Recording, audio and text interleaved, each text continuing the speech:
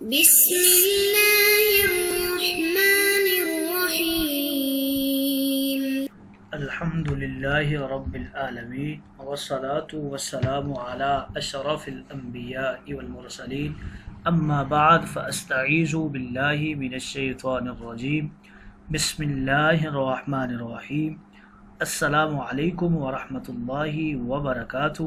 عزیز طلبہ کرام، امید کرتا ہوں احباب خیر سے ہوں گے۔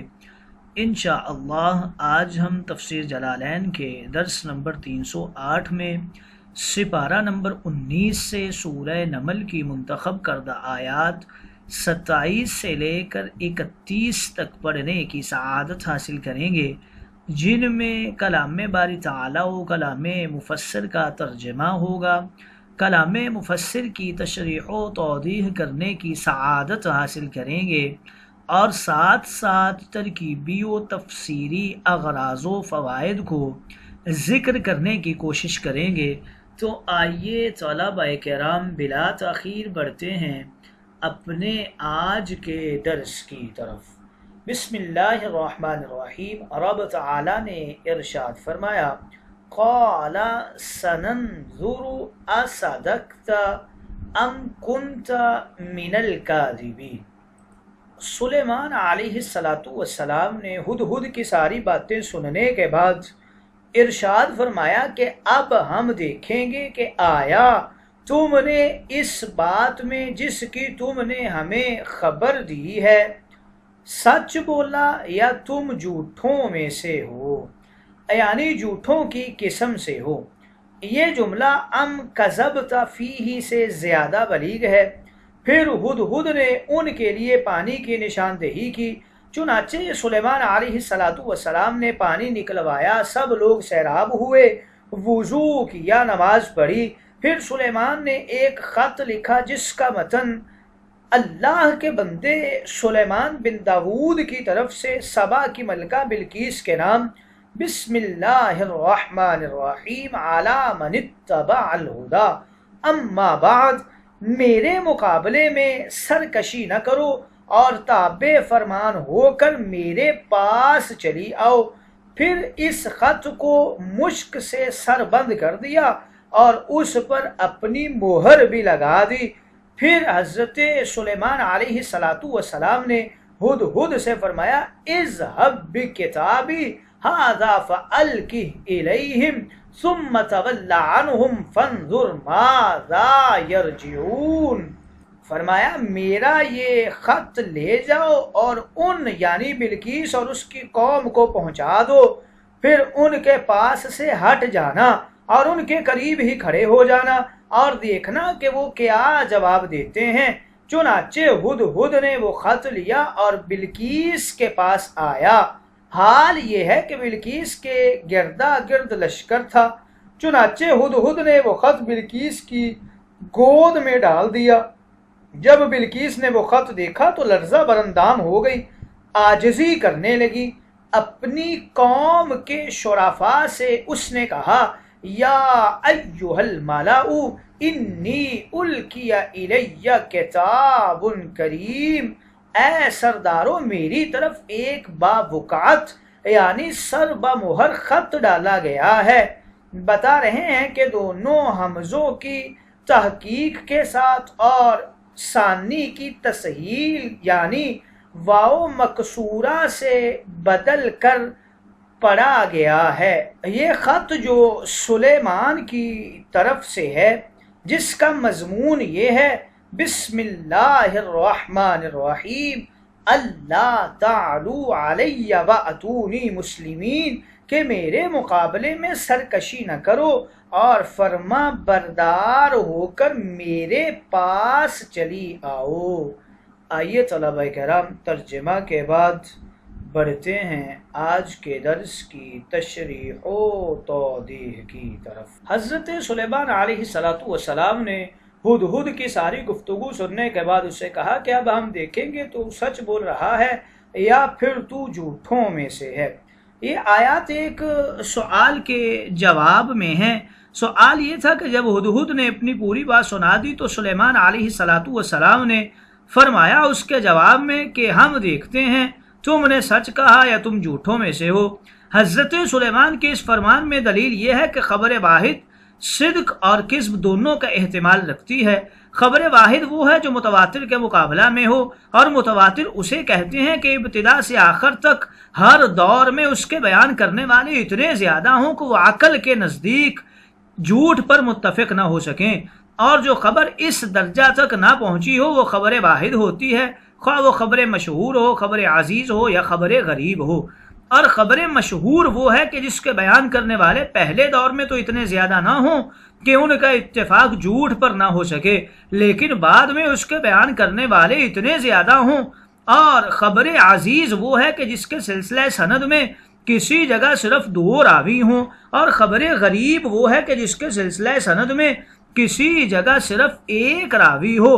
حضرت سلیمان کے اس قول میں یہ دلیل بھی ہے کہ ہر چند کے خبر واحد صدق اور کذب دونوں کا احتمال رکھتی ہے، تاہم خبر واحد سننے کے بعد اس کو بالکل نظر انداز نہیں کیا جاتا، بلکہ اس کی تفشیش کی جائے گی کہ دیگر دلائل اور قرائن سے اس کا صدق متعین ہوتا ہے یا کذب متعین ہوتا ہے۔ اگر اس کا صدق ثابت ہو جائے تو اس کو خبر صادق قرار دیا جائے گا، اور اگر اس کا کذب ثابت ہو جائے تو اس کو کاذب قرار دیا جائے گا۔ خبر متواتر مفید یقین ہوتی ہے اور خبر واحد مفید ظن ہوتی ہے۔ اس کے بعد حضرت سلیمان علیہ السلام نے بلقیس کی جانب ایک خط لکھا، اور اس میں یہ لکھا کہ یہ مکتوب اللہ کے بندے سلیمان کی طرف سے ہے، بے شک وہ اللہ ہی کے نام سے شروع کیا گیا ہے جو بہت مہربان نہایت رحم کرنے والا ہے۔ پھر انہوں نے اس کے اوپر مہر لگائی جس پر اللہ کا نام لکھا ہوا تھا، اور ہدہد کو وہ خط دے دیا، پھر دھاگے سے باندھ کر وہ خط ہدہد کے گلے میں لٹکا دیا، اور ہدہد سے کہا کہ یہ خط بلقیس تک پہنچا دو۔ حضرت سلیمان کے مکتوب میں انہوں نے پہلے اپنا نام لکھا کہ یہ سلیمان کی جانب سے ہے، اور پھر بسم اللہ لکھا، اور ہمارے نبی صلی اللہ علیہ وسلم نے ہیراکل کی جانب مکتوب لکھا تو اس میں لکھا تھا بسم اللہ الرحمن الرحیم، اللہ کے بندے اور اس کے رسول کی جانب سے روم کے بادشاہ ہیراکل کی طرف۔ اس خط کے اخیر میں مہر لگانے کا بھی ذکر ہے۔ اس کے متعلق حدیث مقدسہ ہے، حضرت انس بن مالک رضی اللہ تعالیٰ عنہ بیان فرماتے ہیں، نبی کریم نے ایک مکتوب لکھا یا مکتوب لکھنے کا ارادہ کیا، آپ سے کہا گیا کہ وہ لوگ صرف اسی مکتوب کو پڑھتے ہیں جس پر مہر لگی ہوئی ہو، سو آپ نے چاندی کی ایک انگوٹھی بنا لی جس پر محمد الرسول اللہ نقش تھا، گویا کہ میں رسول اللہ کے ہاتھ کی سفیدی دیکھ رہا ہوں۔ حضرت سلیمان نے ہدہد سے فرمایا اذهب بکتابی ھذا فألقی الیہم ثم تول عنہم فانظر ماذا یرجعون، میرا یہ مکتوب لے جاؤ اور ان کے پاس ڈال دو۔ حضرت سلیمان نے خصوصیت کے ساتھ ہدہد کو مکتوب دے کر بھیجا، حالانکہ آپ کے زیر تصرف اور آپ کے ماتحت بہت قوی جن بھی تھے۔ اس کی وجہ یہ ہے کہ آپ ہدہد کے صدق کا امتحان لینا چاہتے تھے، آیا کہ وہ بلقیس اور اس کے ملک کی خبر دینے میں صادق ہے یا نہیں، اور اگر وہ جھوٹا ثابت ہو تو سزا دینے میں کوئی عذر باقی نہ بچے۔ اس آیت میں یہ بھی دلیل ہے کہ مسلمانوں کے امیر اور امام کو کافر حکمرانوں کی طرف تبلیغ اسلام کے لیے مکاتیب لکھنے چاہیے۔ ہمارے نبی صلی اللہ علیہ وسلم نے بھی متعدد کافر بادشاہوں کو خطوط لکھے تھے۔ حضرت سلیمان نے بلقیس کی طرف جو مکتوب لکھا اس میں اس کو یہ حکم دیا کہ میرے مقابلے میں سر نہ اٹھاؤ اور تابع ہو کر میرے پاس چلی آؤ۔ روایت ہے کہ حضرت سلیمان نے مکتوب لکھ کر اس پر مشک لگا کر اس کو بند کیا، پھر اس پر مہر لگائی اور وہ خط ہدہد کو دے دیا۔ جب وہ خط لے کر اس کے محل میں پہنچا تو وہ سوئی ہوئی تھی، اس نے دروازہ بند کر کے چابیاں اپنے سرہانے رکھی ہوئی تھیں۔ ہدہد روشن دان سے کمرے میں داخل ہوا اور مکتوب اس کے سینہ کے اوپر پھینک دیا، اور ایک قول یہ ہے کہ ہدہد نے چونچ مار کر اس کو جگا دیا تو وہ گھبرا کر اٹھ گئی۔ جب اس نے خط پر مہر لگی ہوئی دیکھی تو وہ کانپنے لگی۔ بلقیس عربی پڑھی ہوئی تھی، اس نے مہر توڑ کر خط نکال کر پڑھ لیا۔ خط پڑھنے کے بعد بلقیس نے اپنے درباریوں سے کہا یا ایھا الملأ انی القی الی کتاب کریم، اے میرے سردارو بے شک میرے پاس معزز مکتوب پہنچایا گیا ہے، بے شک وہ مکتوب سلیمان کی جانب سے ہے اور بے شک وہ اللہ ہی کے نام سے شروع کیا گیا ہے جو بہت مہربان نہایت رحم کرنے والا ہے۔ بلقیس نے حضرت سلیمان کے مکتوب کو کریم اور معزز کہا اور ان کے مکتوب کی تکریم کی، اور نبی کی تکریم کرنے کی برکت سے اسلام اس کے دل میں داخل ہو گیا تھا۔ جیسے فرعون کے جادوگروں نے مقابلہ کے وقت حضرت موسیٰ کی تکریم کی اور ان سے کہا آپ پہلے ڈالیں گے یا ہم ڈالیں، تو نبی کے ادب اور احترام کرنے کی برکت سے رب تعالیٰ نے انہیں مشرف با ایمان فرما دیا تھا۔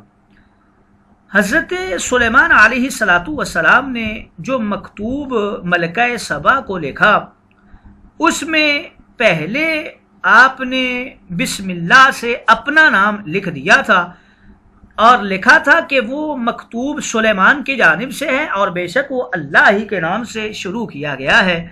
حضرت سلیمان نے اپنا نام پہلے ذکر کیا پھر اللہ کا نام ذکر کیا۔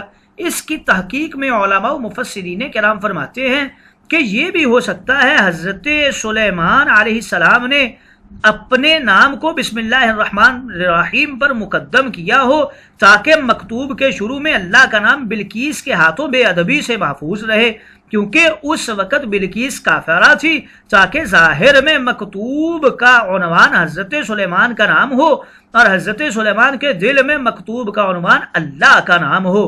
اور یہ بھی ہو سکتا ہے کہ مکتوب میں پہلے بسم اللہ لکھی ہوئی ہو اور بلقیس نے مکتوب پڑھتے وقت پہلے حضرت سلیمان کا نام پڑھ کر لوگوں کو یہ بتایا ہو کہ یہ مکتوب کس کی جانب سے آیا ہے۔ حضرت سلیمان علیہ السلام نے بلقیس کو اللہ پر ایمان لانے کا حکم دیا اور فرمایا کہ اللہ تعالی علی واتونی مسلمین، میرے مقابلے میں سر نہ اٹھاؤ اور مسلمان ہو کر میرے پاس آ جاؤ۔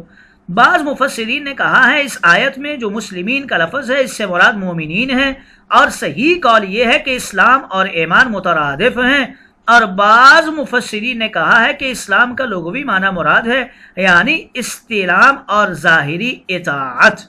انبیاء علیہم السلام کا طریقہ یہ ہے کہ وہ پہلے کسی قوم کو اللہ کی توحید ماننے اور اس کی عبادت کرنے کا حکم دیتے ہیں اور یہ بتاتے ہیں کہ وہ اللہ تعالیٰ کے نبی اور اس کے نمائندے ہیں اور اس کے سفیر اور پیغامبر ہیں، اور اپنی رسالت اور نبوت پر دلائل اور معجزات پیش کرتے ہیں، اور اس پیغام کے قبول نہ کرنے پر انہیں اللہ تعالیٰ کے عذاب سے ڈراتے ہیں۔ اور بادشاہوں کا یہ طریقہ ہوتا ہے کہ وہ کسی علاقہ کو اپنے تابع کر کے اس پر حملہ کرنے کی دھمکی دیتے ہیں اور اپنا تسلط قائم کر لیتے ہیں۔ اگر اس آیت میں مسلمین کے لفظ سے مومنین کا ارادہ کیا جائے تو حضرت سلیمان کا یہ ارشاد انبیاء علیہم السلام کے طریقہ کے مناسب ہے، اور اگر اس آیت میں مسلمین کے لفظ سے استلام اور اطاعت ظاہرہ کا ارادہ کیا جائے تو پھر حضرت سلیمان کا یہ ارشاد بادشاہوں کے طریقہ کے مناسب ہوگا۔ آئیے طلبہ کرام تشریح و توضیح کے بعد بڑھتے ہیں اغراض و فوائد کی طرف۔ اب لاغو من ان کذبت فیہ، یہ ایک سوال مقدر کا جواب ہے۔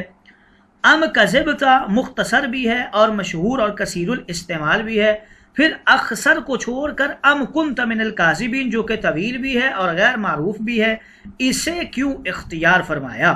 اس کا جواب یہ دے رہے ہیں کہ ام کذبتا صدور کذب احیاناً پر دلالت کرتا ہے، اور ام کنت من الکاذبین دوام کذب اور عادت کذب پر دلالت کرتا ہے، اس لیے اخسر کو چھوڑ کر اطول کو اختیار کیا۔ فنظر بتا رہے ہیں کہ انظر بمانے انتظر ہے اور ما بمانے الذی ہے، صلہ چونکہ جملہ ہے اس لیے عائد محذوف ہے، تقدیر عبارت انتظر الذی یرجعونہ ہوگی۔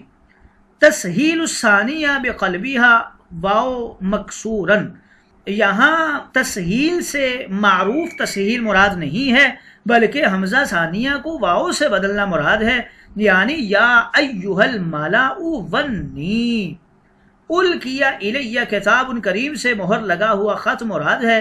حضرت ابن عباس سے مروی ہے حضور علیہ الصلوۃ والسلام نے فرمایا خط کا باوقار ہونا اس کا مختوم ہونا ہے۔ انہ من سلیمان جملہ مستانفہ ہے، یعنی سؤال مقدر کا جواب ہے۔